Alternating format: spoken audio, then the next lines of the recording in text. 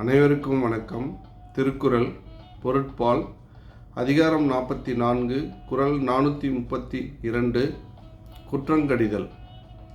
இவரலும் மான் பிறந்த மானமும் மானா ஓகையும் ஏதம் இறைக்கு.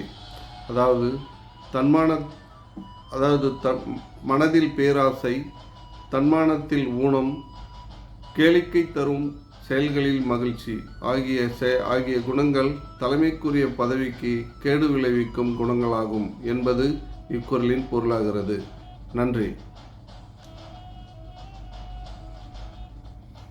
ನಕಲಿ ಏನು ನಾನು ಪಕ್ಷದಲ್ಲಿ ಹೇಳುವುದಿಲ್ಲ ಎಂದು ನಾನು ಭಾವಿಸುತ್ತೇನೆ.